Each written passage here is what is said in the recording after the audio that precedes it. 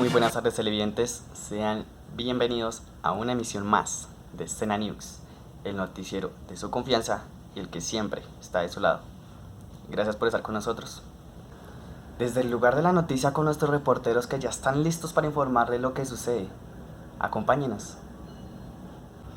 Según estudios realizados, la enfermedad que está atacando brutalmente a los marinos, también conocida como escorbuto, es por falta de vitaminas en el organismo y también por una mala alimentación. Sin embargo, Scena News está en el lugar de la noticia con Paola. Paola, adelante.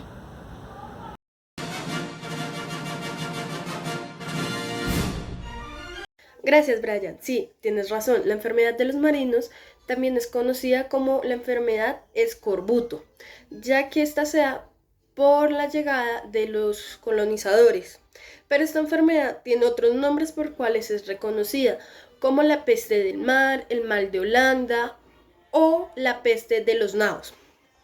Esta se da por la falta de vitamina C en el organismo o en las dietas que llevaban los marinos, puesto que ellos no contaban con frutas frescas ni hortalizas. Los síntomas que esta enfermedad producía principalmente era el cansancio, la debilidad y las hemorragias en la piel, pero también contaba con efectos secundarios, tales como la fiebre, el malestar o la pérdida de apetito. Con algunos años, esta enfermedad se logró curar con el consumo de cítricos en la comida de los marinos, puesto que su comida se basaba principalmente en carne salada, lo cual hacía daño a su organismo y produjo esta enfermedad. Ahora nos dirigimos con mi compañero desde otro punto.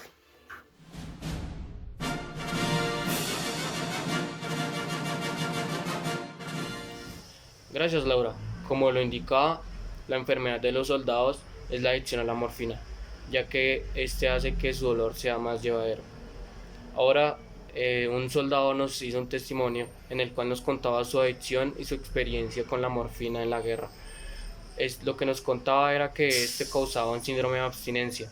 ¿Qué es el síndrome de abstinencia? El síndrome de abstinencia es una enfermedad que sufren la mayoría de los adictos a cualquier droga en todo el mundo. Esto causaba náuseas, dolor de cuerpo, dolor de huesos, dolor de cabeza, mucha fiebre, malestar general, ganas de vomitar, diarrea, cambios de ánimo, cambios de temperatura. Esto causaba que el soldado se sintiera mal y solo consumiendo la droga se volviera a sentir bien, pero asimismo sentía sus efectos para olvidar sus problemas. Esto generaba una dependencia muy grande en los soldados para que asimismo pudieran estar en la guerra y su mente se aislara de la realidad. Ahora nos dirigimos con nuestra compañera Paola, que nos va a hablar sobre el mundo subterráneo.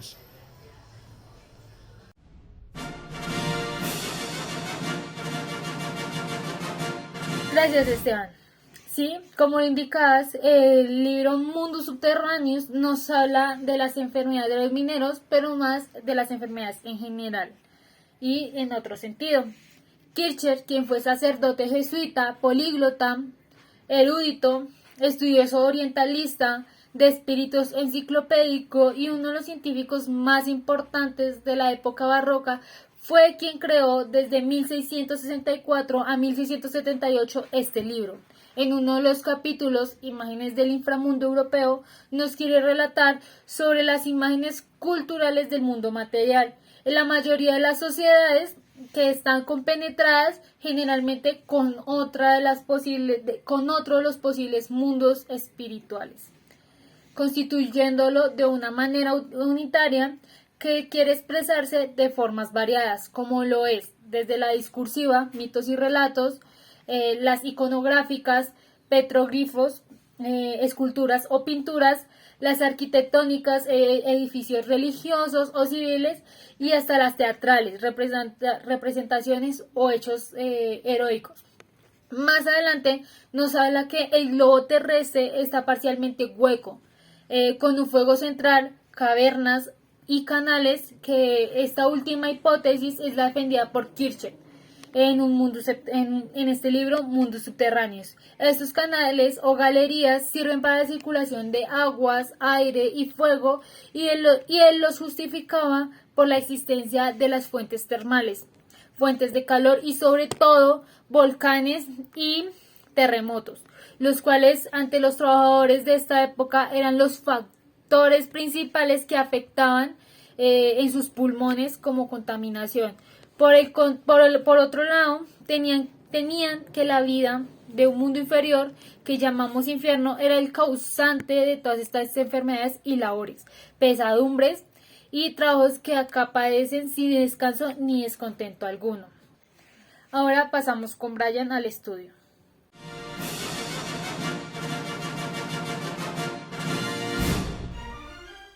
Vale, entre otras noticias, se cambia la modalidad de función de aquellos hospitales que ya llevaban a cabo una labor, la cual literalmente era solamente cuidar de aquellos enfermos que se encontraban en sus últimos días o que estaban por ahí moribundos.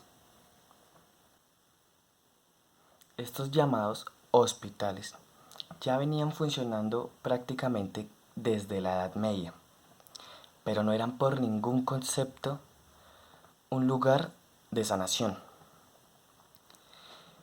Esto era solamente una asistencia para los pobres, pero al mismo tiempo era una institución de aislación y exclusión. Allí solamente buscaban mantener al enfermo aislado de los demás, ya que al ser portador era peligroso. Allí nunca tuvieron el fin de querer curar a un enfermo, ya que prácticamente quienes eran los que manejaban los hospitales eran laicos o religiosos. Ellos solamente hacían obras de misericordia que buscaban lograr la salvación eterna. Prácticamente no querían el bien físico de la persona, sino su bien espiritual. Bueno, cuando empezó todo este cambio, prácticamente no se hizo pensando en la salud de aquel enfermo. Esto se hizo pensando en los problemas constantes que traía un hospital en una sociedad. ¿Por qué? Porque este, al servir como un refugio para enfermos, locos o prostitutas, era un potencial distribuidor de enfermedades, ya que muchas personas allí se contagiaban de alguna enfermedad de otra persona y al salir, cuando se les dieran gana, iban a transmitirle aquella enfermedad a la demás población. ¿Qué pasaba? Obviamente un Estado no podía permitir eso. Se tomaron la estricta tarea de disminuir a aquella gente que podía entrar a los hospitales y asimismo disminuir sus problemas. Bueno, el punto de partida de todo esto fue el hospital marítimo, ya que este era el mayor causante de desorden económico que había dentro de la sociedad, ya que pues allí se encontraban todos los marinos que se enfermaban en sus largos viajes, ya que pues ellos se encargaban de distribuir por todas las ciudades lo que eran las pieles, lo que son las piedras preciosas, sus mercancías. Entonces hacía que la economía fluyera constantemente y de la manera correcta. Sin ellos, una economía de una ciudad obviamente se iba a ir al estanco. Entonces fueron los primordiales y quienes debían curar de primeras. Otro factor importante para que se tomaran serio los hospitales era que muchos de los traficantes de mercancías, al llegar a un puerto y desembarcar, se hacían pasar por enfermos. Al llegar con su mercancía al hospital, las escondían y así obviamente no tenían que pagar impuestos. ¿Qué pasaba? Que las autoridades ya se quejaban mucho por las irregularidades que se provocaban dentro de un hospital. Prácticamente se estaba convirtiendo en un mercado negro. Entonces ya les tocaba poner medidas más estrictas. Ya se tomó la decisión de que a un hospital solamente podía entrar alguien que realmente estuviera enfermo y allí mismo se curaría y ya. No se iba a convertir en un refugio para nadie. Se iba a acabar todo eso del refugio.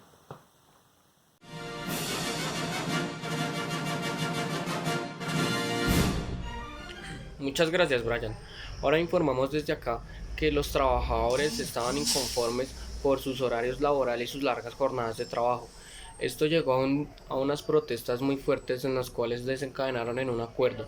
Este acuerdo causaba de que hubiera un día de descanso para los trabajadores y se estableciera uno de los primeros parámetros de la salud ocupacional en esta época, ya que los trabajadores se estaban sintiendo explotados y muy mal remunerados por su trabajo.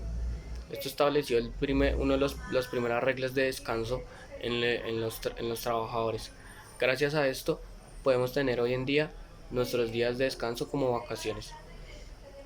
Muchas gracias. Ahora vamos con mi compañera Paola.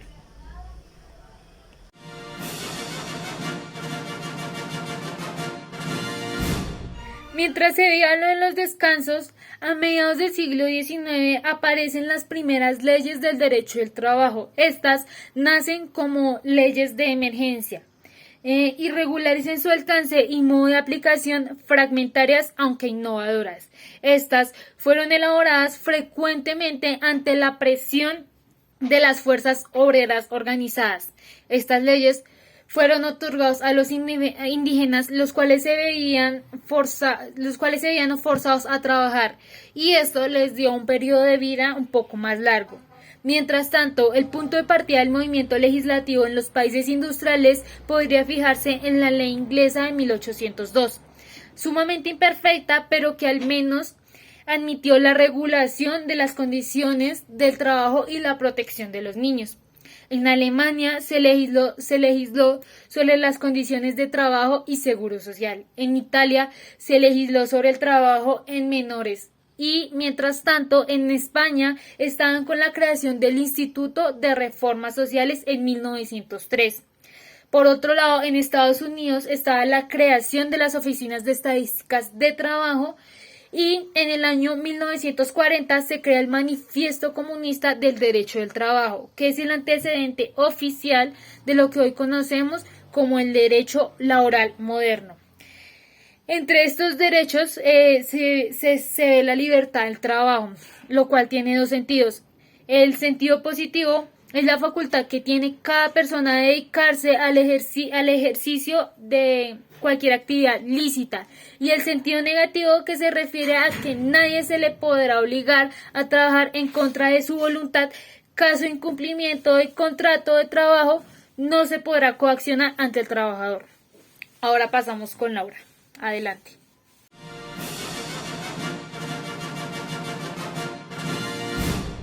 Bueno, queridos televidentes, y dándole finalidad hoy a nuestras noticias de Escena News, quiero darles el dato curioso de que Ramazzini, nacido en Alemania, fue quien dio inicio a la salud ocupacional, puesto que con sus libros él explicaba cuáles eran las enfermedades profesionales y cuáles no. Aparte de eso, él dio una gran variedad de conceptos hacia la salud ocupacional.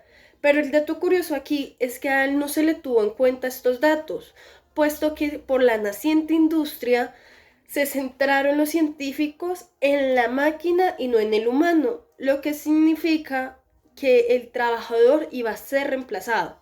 Pero como vieron que la máquina todavía no estaba quien la operara, pues obviamente tuvieron que volver al humano. Ahí fue donde Ramazzini aprovechó y proporcionó las medidas de protección a los trabajadores. Y aparte de eso, dio la seguridad industrial y las leyes de accidentes de trabajo. Pero eso se dio algunos años después de que ya la industria se había estabilizado en los territorios. Bueno, espero tengan un excelente día. ¡Hasta luego!